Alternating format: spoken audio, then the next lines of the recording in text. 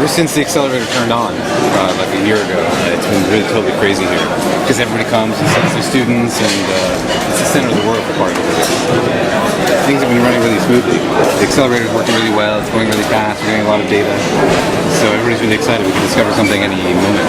You can hear about some amazing discovery. We're always looking at the data wondering like what's going to pop out of it. Who knows what, right? This is when, last time we talked about surprises, this is when the surprises might happen. So any day could be the day that changed the world. The LHC it's really all about discovery and exploration. We're looking for different kinds of things, new crazy kinds of things. I mean, to make up everyday matter, you only need the electron, the up quark, and the down quark. Because with the up quark and the down quark, you can make a proton, or you can make a neutron, right? Electrons and protons and neutrons, you can make any atom. So you only need these three. But there's, how many particles are there we've discovered? 12? Why did we have them? I don't know. How many are there? 100? A million? Only 12? We don't know.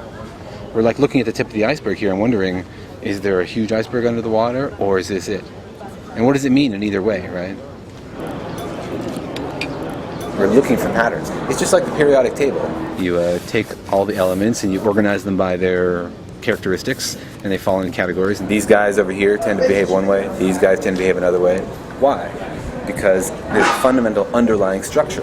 And now we know it's just electron orbitals around nuclei. So we have a periodic table of the fundamental particles, and like the periodic table, we've been putting it together and trying to organize it by the characteristics of the particles. And it has some interesting features. It has patterns which suggest there must be some sort of underlying structure that we don't understand, that we haven't seen here.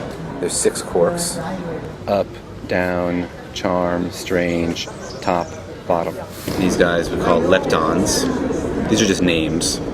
There's an electron, muon, tau. And these guys interact with each other. These two interact with each other. These two interact with each other. Same way, these guys are paired. There's all these pairings. Is there more here? We don't know. What's the source of the patterns that we see in this table? We don't know. They're trying to figure out clues by figuring out what other kind of particles also exist. Like, what is out there? The thing is, we have this collider. And the magic of a collider is you can make kinds of matter in a collider that you don't have around. You can take 2 kinds of particles and annihilate them. And it's not like what comes out has to be a rearrangement of what went in. It's this quantum magic where it sort of disappears into pure energy, and then you can make any sort of particle for which you have enough energy. It's like you have a menu. You go to the restaurant, you have a menu, you're like, I have this much energy, so I can make anything that costs that much energy or less. So that's why you want to have as much energy as possible. And every time you crank up the energy, you could be exploring a whole new energy range, a whole new regime. It's like landing on a new planet, stocked full of new particles nobody has ever seen, because nobody ever had the energy to make them. And as soon as we get over the threshold, boom, they just pop out. And so one of the things people predict is the Higgs boson. The idea is that the Higgs boson is the particle that is responsible for giving mass to the other particles. So you think of things that have mass means it has stuff to it. It's not actually stuff. Earlier I was saying an electron has mass, but has no volume. How can that be? Mm-hmm. Turns out mass is probably just a characteristic of a particle the way like charge is. Like some particles have charge, like electrons, some particles don't. It's just a different kind of charge. So you can think of mass as sort of gravitational charge. And when 2 things both have mass, they attract each other. Interestingly, you can't have negative mass or repulsive gravity. So gravity is different from other forces that way. The Higgs theory starts with this.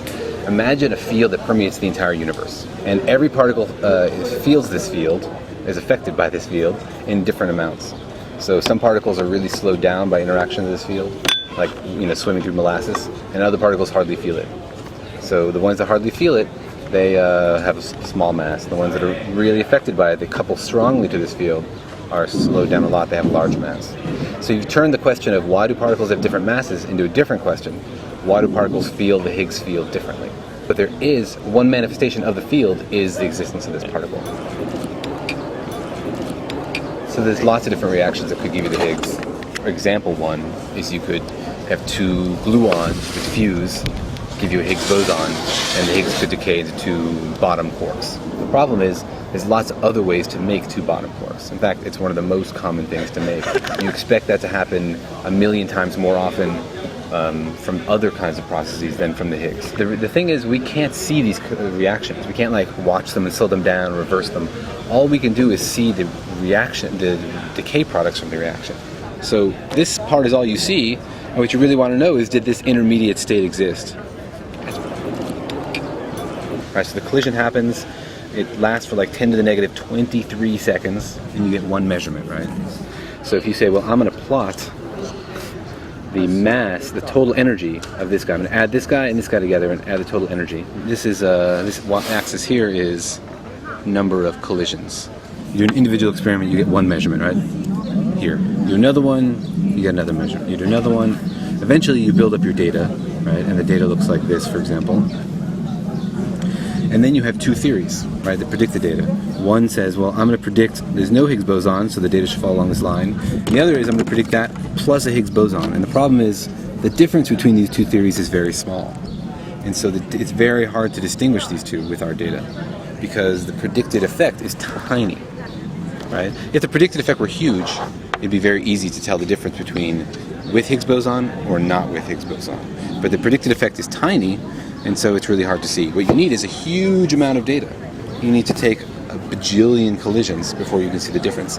That's why we run this thing 40 million times a second, all day, all year, to get a lot of collisions to tell small differences between theories. It's like when you take a picture of the sky. You just take a picture, you get a little bit of light. The longer you leave your telescope looking at the sky, the more you can see farther away things.